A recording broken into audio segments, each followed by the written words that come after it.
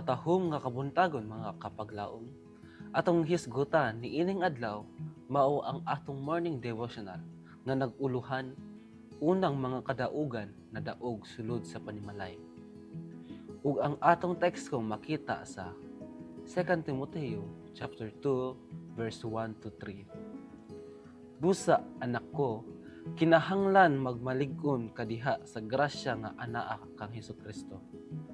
Pakig-ambit sa mga pag-antos ingon nga maayong sundalo ni Kristo Jesus. Sa tanan nga adunay kalabutan, alang sa kalampusan sa buhat sa Dios, ang pinakaunang mga kadaugan madaog sulod sa panimalay. Labay sa pagdisiplina sulod sa panimalay ug sa tulunghaan. Ang tanan makahimamat sa ekstrikto nga pagdisiplina sa kinabuhi. Kung unsaon nga mahitabo kini, usa ka pagtulon-an nga angay ipasabot, gayud ngadto sa matag bata ug sa matag batan-on. Tinuod nga ang Dios nahigugma kanato, nga siya nagabuhat alang sa atong kalipay, ug nga kung ang iyang balaod sa kanunay gituman.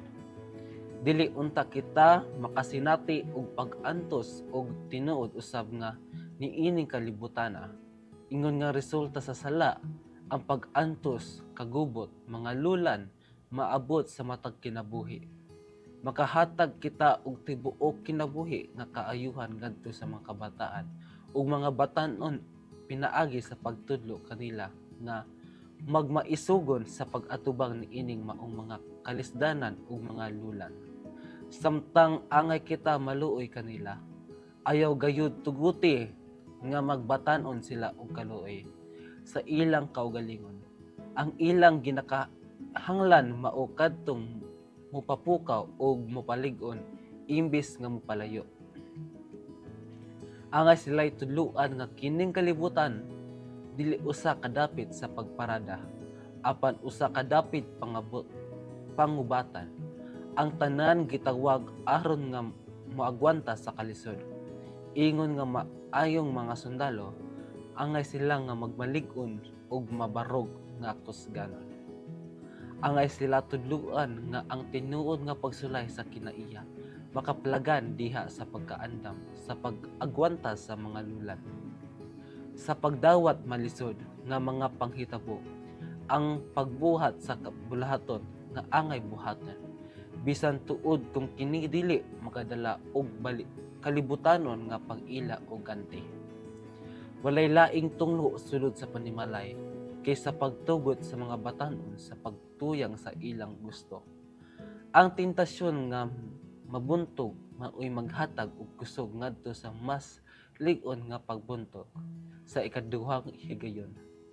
Ang matag bag-o nga kadaugan nga makabot botok sa kaugalingon, magapahapsay dalanon ngadto sa mas labing taas ug mas halangdon nga mas nga kadaugan. Ang matag kadaugan usa ka liso nga gipugas alang sa kinabuhing walay katapusan. Mag-ampot ta mga kapaglaom. Hamahan nga balaan sa kalangitan tag-iya sa langit sa Ginoo. Kami nagaampo, kami nagadul kanimo Ginoo. Nasa among mga pagsulay sa among kinabuhi. Kung among isalig ang tanan kanimo Ginoo, madaog mi sa among mga pagsulay. Uban nami Ginoo, help us nga madaog mi sa kalibutanon butang. Kay wala ikaw Ginoo, wala mi silbi nga pagkatao. Help us God, help us renew our souls, renew our Holy Spirit within us. Ikaw mag-bless ka na mo Ginoo, pasalo kami sa mga sala sa pangalan ni Jesus sa bugtong luwas. Amen.